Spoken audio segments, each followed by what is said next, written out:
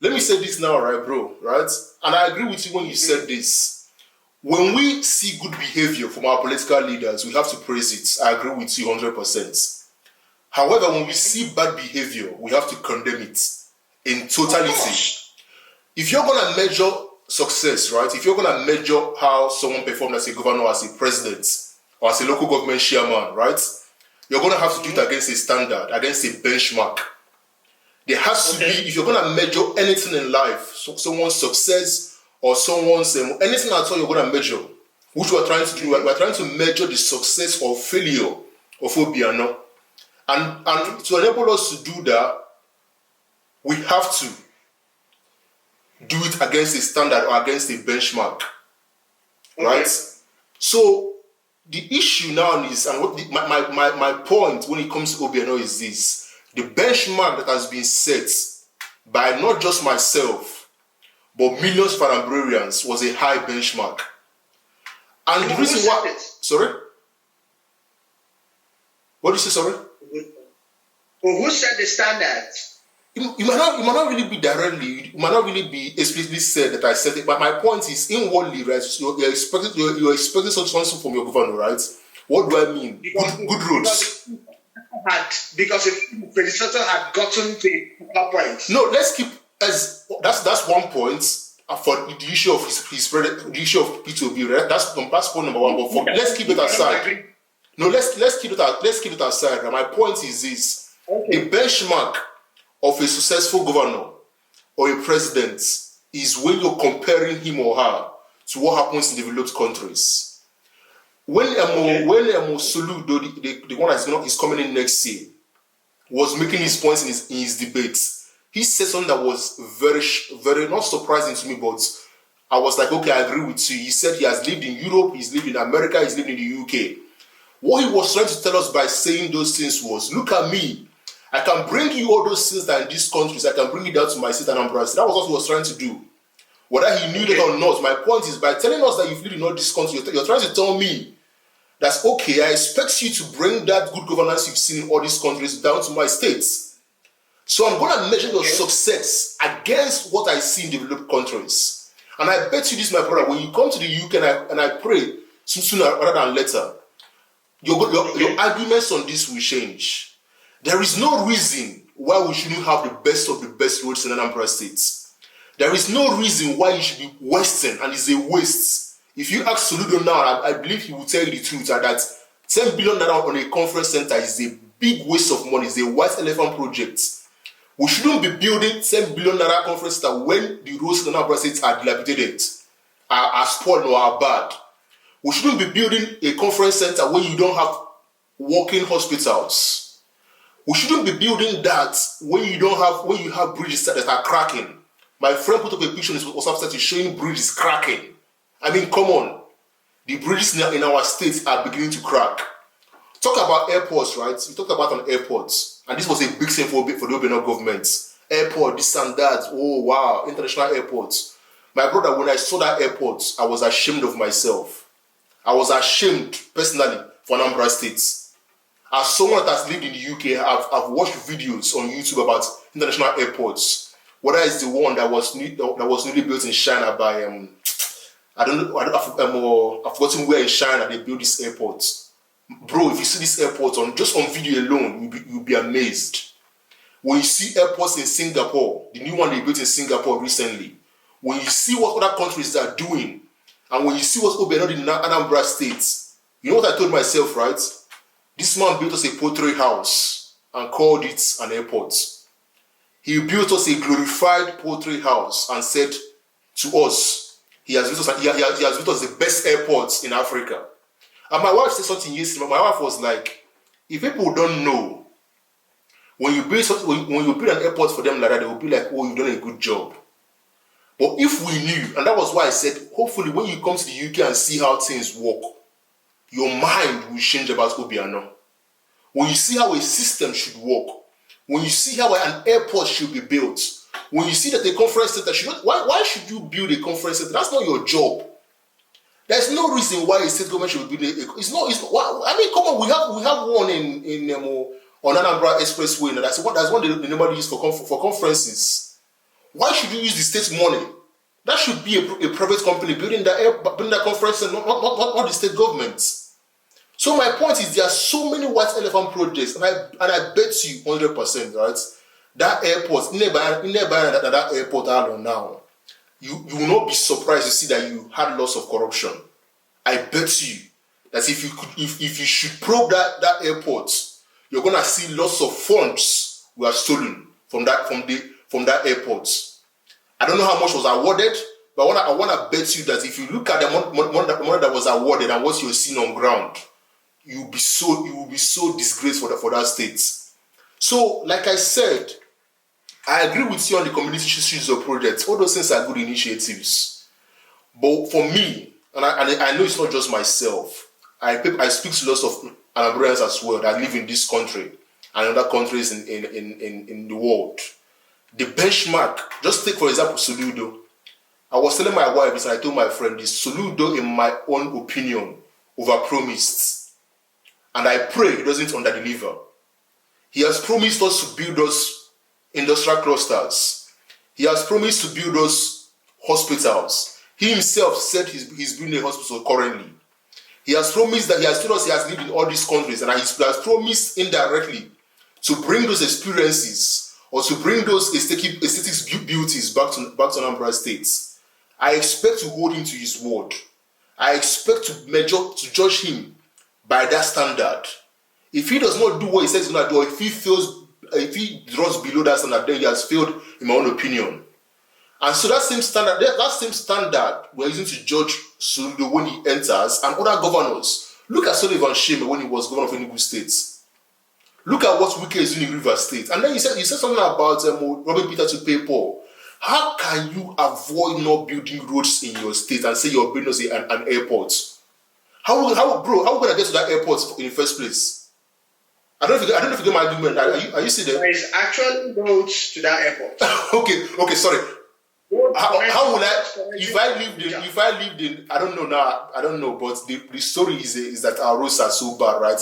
Imagine living in those places where the roads are bad. How will you leave that place to get to the airport? Forget about the connecting road. The connecting road obviously should be good. That's the whole point of the airport. But how am I going to leave my house in that place where the bad roads are to drive all the way to? And one, how about why Umweri? Why not the capital? He's not the person that it's Ipitobi that started that project. I don't know. My point is why that was Ipitobi that started that airport there. Okay. The reason why they took it out from where it was before. Yeah. The proposed site for that airport is supposed to be in Oba. That makes sense. Which everybody loved. Yeah. But that place is reading with serious erosion. Mm-hmm. The place where that airport now is the reason why. In fact, it even started from way back from Ngige. Mm. Ngige secured a huge plot of land there. Yeah. P2B came and did the same thing. Mm. So this guy was like, one, this is my town. Two, there is a site already where we have government-owned properties. Yeah. So what he did was to get more properties and started the project there. Well, yeah, so yeah. It's not he that started it. It was his predecessors. Yeah. And where they proposed site for that thing in Oba, in Idemili South local government, had a serious problem with erosion. Okay. Well, my point is this, right? And I would like us to conclude on this shortly and go to briefly talk about Soludos and what we expect from him. My point is this, right? Yes, there are some things he did well, and we must applaud him for that. Of course, you have to do something. However, my point is, when it comes to the grand scheme of things, when it comes to what we honestly expect from our governors, we don't expect mediocrity. We don't, bro. That airport, my brother. I trust you. You're a smart guy. Our audience are really smart people. When they look at that airport and compare and contrast it to airports all over the world, bro, that airport it shouldn't even be shown in the picture. When you look at our roads and how bad they are, when you look at our hospitals, when you look at insecurity at a point, Obiano was living in his hometown in Aguleri. He wasn't even living in the government house. He had resigned from the office. I don't mean directly, but I mean he has now said, I'm hands off from being governor, and he has gone back to his hometown to live. So there's and many stories will come out when he leaves office about the monies that were stolen and so forth, so on and so. Yeah. You talked about something about insecurity. Yeah. Why do you think insecurity started in Anambra State? Due to the election, a couple of months before the election. It started before, and it is not even an Obiano thing. This thing we all know it's from some kind of political whatever it is. Yeah. Because I know that before now in Anambra State. Oh, sorry, I forgot the part where the whole security, community security guys was the vigilantes, right? Vigilantes, yeah. They kept on changing their cars all the time to ensure that these guys have access to whatever it is they need to keep the community safe. Yeah. Someone told me here in Nnewi, before this whole thing started, that there is no way anybody can come and commit any crime in Nnewi, especially Nnewi, and then get away. Because somebody would have to see you. And that Nnewi is the most secure place right now in Anambra State. Not right now, as at the time he was telling me that. Yeah. You get what I'm saying? So, this whole insecurity thing in Anambra State is not even in the Anambra per se. Yeah. If it is them, then it's just a handful of them. Yeah. Let me have been corrupt. On this security issue, right? Let me mention what Andrew Bass said in the debates, and someone close to me has told me this as well. The security funds being provided by the federal government in the name of security, but that's what they call the money the FG gives the state governments. Security votes, security votes. From what Andrew Bass said, and I'm correct on this. I watched that debate a second time because of what we are saying, what we're going to do today. He said that the money was being given to a private person. So the money that should be used to secure myself and yourself and other Anambarians was being given to a private business person or persons. Yes, I understand. Sorry? Or the president. Sorry? Who are you going to blame? Obiano. Of course, Obiano. What else do you blame? Finish. Okay, wait. I know. Before you get hot, because I'm about to increase your, whatever it is, emotion, right? Yeah. I'm not going to trust whatever nonsense that comes out of that man's mouth. Bro, I'm not signing Obiano. He's not related to me in any way. No. But anything that comes out of that man's mouth, and the boss mouth, right? Subject to serious scrutiny before I would have to accept it. He is a known criminal. He is not liar, and I cannot accept anything coming from his mouth. If he knows that there is somebody collecting the money for security votes in Anambra State, and he thinks that the governor keeps quiet, then he should call out the person right now. I said to you, right? I'm a little bit not comfortable with the fact that you're giving me this knowledge, right? You're giving me this information because I think you should say it. Bro. Even before he said what he said, and trust me, I'm not lying to you. Someone close to me. I'm not saying you're lying. I'm not saying you're lying. Yeah. Because I know for him to tell me this, which means you must have heard it from his mouth. No, bro. Not before Andrew Bass said this, my brother, in the debate a couple of months ago. Someone close to me told me that the security votes money, half of it was being given to someone. I can't say the person's name, obviously, but I'm sure. Say the person's name. No. I'm going to verify that. I will send it to you. I will send it to you later. We'll talk about this later. But my point is this, right? Fine. Okay, fine. I understand that, yeah. right? Yeah.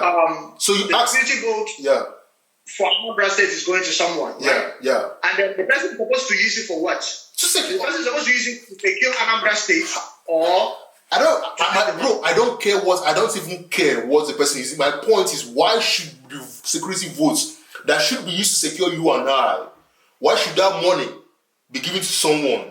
That's never mind. Let's keep aside that argument of what he or she's doing. Like I said, I understand that you have private, for example, in developed countries, you have what they call PMOs, private military organizations. that the government can use to fight proxy wars, for example, or indirectly fund them to do, like you have the Wagner group in Russia. You used to have Blackwater, for example. I understand those things, but in Nigeria we don't have that kind of company or organization yet. So when you take the money, sorry, that can be trustworthy. Exactly. That's my point. Obiano is a company now that has access to security cameras, drones, and all these things, and you're giving them money. Then I can't argue against that. But my point is, when you take our money and give it to someone on the basis of, because maybe you know the person is your friend or whatever, then that's wrong. And I would tell you this wholeheartedly. Before Oba mentioned this, someone else told me this, and not just him. I've had like you said about Obiano being a drunk. I mean, come on, it's a common story now that everybody knows the guy drinks a lot. So these stories, people say these things here and there, and when everyone is saying that there are some truths to it. But for me, like I said in conclusion, right? I agree. Do you understand that the same thing? Do you understand that the same thing you say right now was used against Jonathan? Yeah. A lot of people say Jonathan was a drunk. Oh yeah, yes, exactly, and I seem to agree. Fact is straight. Let me say this one. Let me say this real quick. So that we can continue. Yeah. You need to understand one thing, that for Obiano to be on that seat,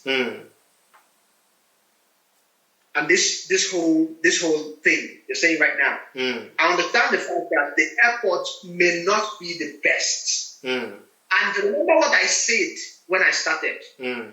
I said I am not promoting mediocrity. Yeah, you said so yourself. Yeah. I said that when I started. Yeah. Because I understand that you will not like some of the things that I did. Some of the things that I'm going to say. Yeah.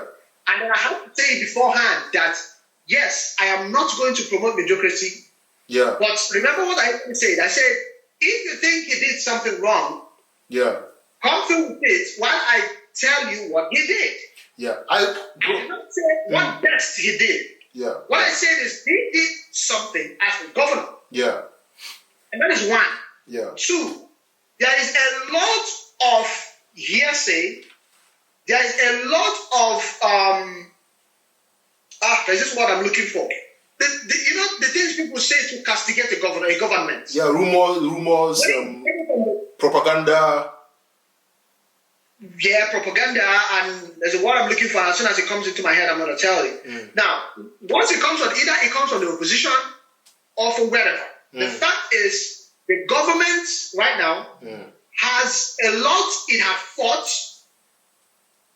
and is fighting against. Yeah. Again, it is not an excuse. Yeah. But these things directly or indirectly can affect the deliverable of government. No problems, bro. No problems. And then enjoy the fact that you are trying to measure up, because of the fact that you are in a particular place. Yeah. And I like that a lot. Because if I move away from where I am, and if I'm getting back to where I was before, I am not going to settle for anything less than what I am. Yeah. So it's either I don't get where I was before, or I don't even get to, or I find a way to, fix where I was if I have to go back there. Yeah. So which means if the government had been outside, like Soludo, if he said a lot of things about being here and here and here, and then he's going to fix all of these things. Yeah. And then I know he was bragging about, finding out a way to make sure there's money. Yeah. Sure, right? So I agree with that completely. But the fact is, a lot of people did not like Obiano. Why? Because of the fact that he is a governor or whatever it is. And they tried as much as they can to talk this guy down. Okay, no problem. Let's on this issue. Like we have there are issues we agree on, There are issues we disagree on, but that's the point of this whole thing, right? I like the fact that we agree on some things, and then we disagree on some things. Of course.